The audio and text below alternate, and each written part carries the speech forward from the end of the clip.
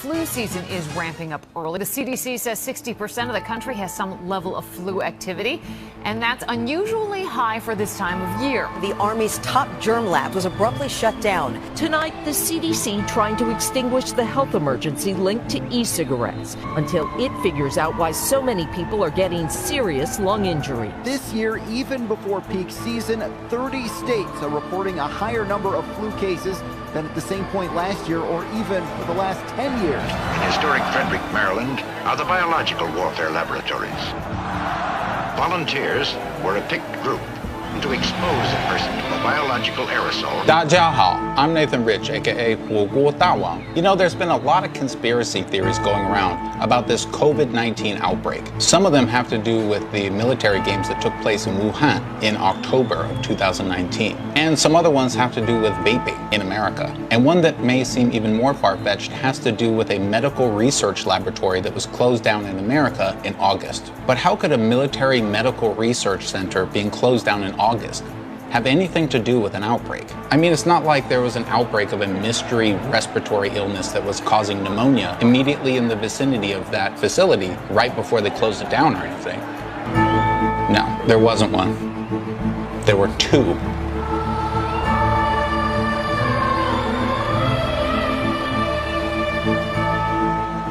The Chemical and Biological Defense Unit of the Department of Defense announces bidding for a DoD Phase 1 project. It specifically mentions SARS-CoV and MERS. They're trying to develop a resistance to them. Phase 1 is to identify broadly acting small molecule inhibitors of virus infection. Some kind of a treatment that they can give to humans so that they won't be affected by these viruses. Warfare is mentioned several times, and they want to start doing lots of replication of these viruses and test their different products to prevent infection. In a nearby town in Fort Detrick, the military research facility puts out an advertisement for hiring an animal caretaker, suggesting that they have animals at this facility. In June, the CDC goes to this medical facility and they find that this facility has not been following protocols about containment. And it's exactly at this point that vaping illness, which had been around for a couple of years, suddenly starts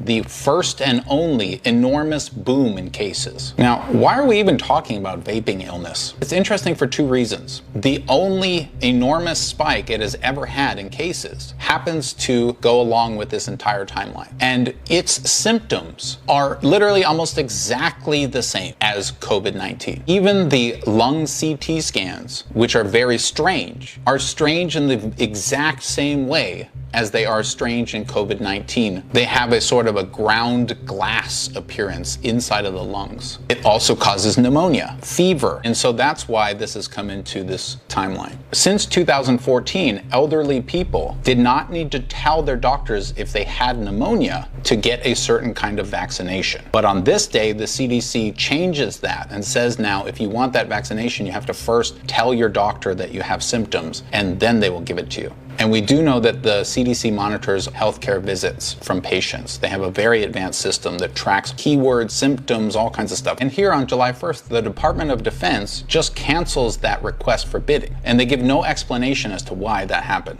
So this is the Department of Defense CBD. It's in Virginia. And here is Fort Detrick. It's in Maryland. So right around the time that they canceled this Phase 1 project, a mystery respiratory disease is reported in Northern Virginia. There are over 60 elderly people infected, and there are deaths, and some of them have contracted pneumonia. Wisconsin reports a vaping illness cluster. How do people form a cluster if it's non-communicable? Don't know. 2 deaths from the mystery respiratory illness reported. Here we see another advertisement for an animal caretaker at Fort Detrick. And here on the 15th of July, 2019, the CDC sends a cease and desist letter to the lab, telling them essentially to shut down most operations. Then we see another death related to this mystery respiratory disease that's causing pneumonia. And then we find another mystery respiratory illness that's causing pneumonia. That one is right here, right outside of Washington, D.C., which is the headquarters for all of these operations. On the 18th of July, the military lab is shut down. Now, what is this military lab actually doing? even though in the past they've gotten in trouble for handling viruses that weren't in their database, you can actually find a list of those ones which are in their database. So these are the agents and toxins at Fort Detrick: swine flu, Ebola, and SARS-associated coronavirus. So it seems that they have animals there, they have a coronavirus there, and that they were shut down for failing to comply with proper containment protocols. So because we can see reports in July of over 60 people being infected, that may have happened in June. Illinois reports a cluster of vaping illness. The US CDC looks into those 2 nursing homes that aren't related to each other, that both are in the proximity of this laboratory, that both fell victim to an unexplained respiratory illness that causes pneumonia. And they declare that the cause is the common cold. By this point, the case rate has more than doubled in 1 month. On the 5th of August, this is when it was widely reported that the lab had been shut down, and the CDC says it can't release details because of, quote, national security concerns. On the 19th of August 2019, the CDC pushes for expansion of its already existing surveillance system for patients' symptoms. The NSSP is something that essentially spies on you when you're going to the hospital and telling your symptoms and that kind of stuff. Here on the 21st of August, it's announced that something called the Event 201 will take place. This is essentially a forum about what might happen in a global pandemic, focusing more on, by the way, the economic impact rather than on the loss of life. Here we see the first death attributed to vaping illness ever in the years that it's been tracked. Maryland reports that vaping pneumonia cases have doubled, and Virginia is also rising. Here, the CDC reminds the public to get flu shots. Here, the CDC reminds people not to kiss their chickens. We'll come back to that one later. And this is the earliest theorized date of the COVID-19 outbreak. Starting around October of each year, the CDC starts to track the flu season, and that begins here on the 28th of September. The next day is the peak vaping illness cases. From the day after they start tracking flus till now, the cases have inexplicably gone down. No one knows why the cases of vaping illness started to go down as soon as they started reporting on flu illness. These are Maryland, which is where the biochemical research laboratory is. So overall, the flu activity was a level 2 and the intensity was a level 1. This also includes flu-like illnesses. ILI means influenza-like illnesses. But the percent of people going to hospitals for influenza was higher than it had been in at least 4 years. And the influenza-like illness emergency visits percent was the second highest in 4 years. They do these reports weekly, and the next week it was the same. The week after that, the flu activity was level 5. And Maryland is the first state in the United States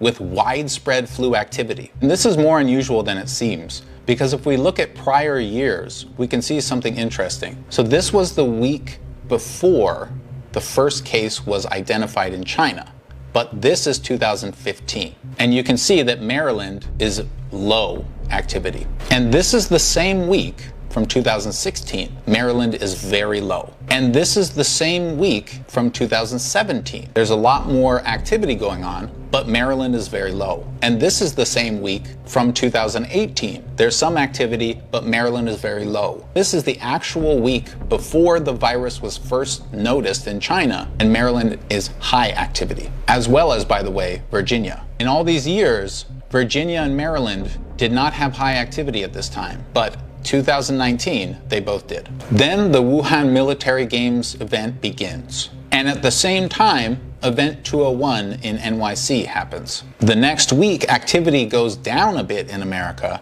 but there's the first flu death and the first pneumonia. There's the first flu death and the first pneumonia outbreak is recorded. And this is just in Maryland I'm talking about. By the time that the Wuhan Military Games event is over, everything is red across the board. What sort of theory could we put together from all this? Well, looking at this evidence, you could say it's possible that the US military was doing experiments on animals using coronaviruses. And because they failed to follow protocols for containment, there was an outbreak nearby. The CDC found out about this, investigated what was happening, told the public it was a common cold, and then shut down the lab. Then they started reporting the outbreak as cases of vaping illness, which had nearly identical symptoms. Then they waited until flu season started and started transferring those over to regular flu and just chalking it up as, oh, this is a bad flu season. And then,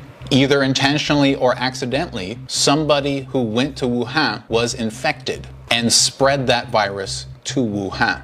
So that's one theory you could come up with from this. And so if somebody tells you that, it's not unfounded. It's not based on no evidence. But I want to present you with another side to this story. So let's go back. The CDC did say that there was no exposure to humans caused by the breach in protocols. And with vaping illness, it does seem a little strange to me that of all these thousands of cases, not one doctor anywhere would have noticed that it's a coronavirus. And remember how I said I'll come back to the CDC chicken thing? The reason that I put this here, CDC reminds people not to kiss their chickens. This is true, by the way. Centers for Disease Control says don't kiss your chickens. But the reason that I put it here is to show you that the other things that I put here are all related to this, or at least potentially related to this. But this one isn't. And that goes to show you that I could have added a lot more things here and it would soften the blow of seeing this. The CDC did many things during this time. It wasn't all just about flu. So this kind of waters down that argument a little bit. And there's a few more things that make this seem less likely. For example, Maryland didn't report a cluster of vaping illness. It did report the clusters of old people getting sick, but not vaping. Meanwhile, Illinois and Minnesota did, which seems kind of a stretch coming from Maryland. Also, Maryland having a very high activity during the flu season doesn't necessarily mean as much as it sounds like, because a lot of America had a very high flu season, which you might say is further evidence, but that's not proof of anything. It could just literally be that it was a high flu season. And remember when I showed you this data about 2018, 2017, 2016, 2015? And all of them showed that Virginia and Maryland were low compared to what they were in 2019. Well, what happens if we look at 2014? Suddenly the picture changes, because in 2014 we didn't have a huge outbreak. So maybe this was just a year of heavy flu and 2019 wasn't, and it was actually coronavirus. But I mean, maybe it was just a year of high flu activity. So the information that I showed you is a little bit skewed towards trying to show this theory as being right. There's a lot of little things like that that I can find in these reports, that I can find in the data, that doesn't support or even goes against the narrative that this entire thing has been a coronavirus. Including, by the way, the fact that every study that I've seen that talks about the first strand of the virus doesn't show it anywhere even near August. And there's been a lot of reports that there's no evidence of the virus being created in a lab. Now, personally, I don't put a lot of weight to that, because if they had animals and they're giving them viruses and their mission isn't to create a new virus, but to protect against a virus, then you probably wouldn't see any evidence that that was created in a lab, because it's just a virus. You're not engineering it. Another thing that seems to go against this narrative is Maryland and Virginia don't have a particularly high amount of COVID-19 cases, which if it were spreading for months, you would assume would be very high in that area. But then again, the CDC is covering up so much information that it's very hard to tell. So when I look at this entire thing, personally, what I see is there's evidence that this started in America, but there's also evidence that it didn't. And so personally, I have to go with what seems the most likely to me. And based on the evidence that I was able to find, what seems the most likely to me is that this outbreak either started in Wuhan or with somebody who went there directly from somewhere else. So my conclusion, based on the evidence that I have access to, is it's not strong enough to say that the United States definitely did this. I would need a lot more concrete evidence. Now, what kind of evidence would I need to really say that? You would have to go back and test the people who died at these retirement homes specifically for the virus that causes COVID-19. If you find that in them, then this all starts to shape up and you pretty much know. But we all know that the CDC is not going to do that. So I just thought I would give you some insight into the merits of this theory and some problems I find with it. If you take these events and you line them up on a timeline, it can seem very nefarious, but none of it is actually proof. It's all just evidence that you can kind of say this narrative might be true, which means that I don't think people are crazy for believing this, but personally, I won't until such a time that I see stronger evidence for it, particularly if they get test results from those elderly people who died in the mysterious outbreaks. It's also possible, by the way, that the laboratory leak caused nothing and these people just got some bacterial infection and that was it.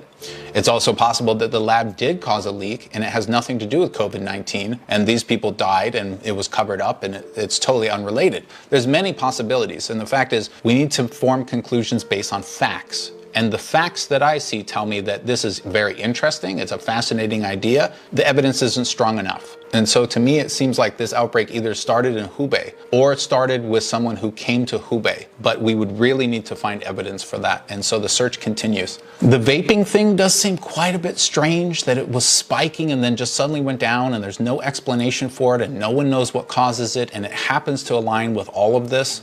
So it's definitely an interesting theory. I really hope that researchers will demand more information about these things, but because the CDC is so opaque, it's going to be really tough to find out any truths.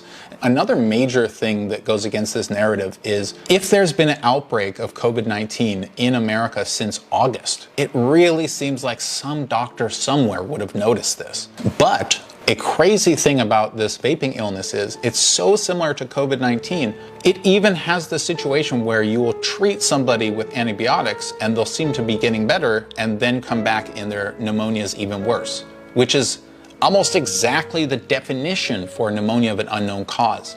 So the only reason that we call this vaping illness is because the thing that everybody has in common is that they're vaping. But the interesting thing is, vaping also increases your likeliness of getting COVID-19. And this is according to doctors, not according to me. So it could be the case that these people were contracting COVID-19 because they were vaping. Maybe a weaker form of the virus that needed you to be vaping or have weakened lungs to invade your body. We don't know. There's a lot of mystery here. But again, this timeline raises a lot of questions and it doesn't answer too many. We need to continue to research. We need to keep our eyes open and focus on facts. Otherwise, we're going to get swept away in a million theories. And there's a lot of weird stuff going on here. I admit that for sure. Something weird happened last year in America, but I don't have enough evidence to say definitively that it was a COVID-19 cover-up. So if there's anything that you think is missing from this timeline, please let me know. And the best way to fight back against this type of thing is to spread this information, spread this video, spread other sources of reliable facts that try to take a look at things in a maybe it was this, maybe it wasn't, here's the facts on each side type of way.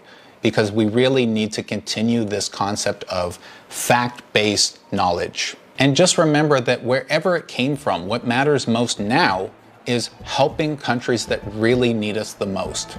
So let's do that. Thanks, everybody. 谢谢。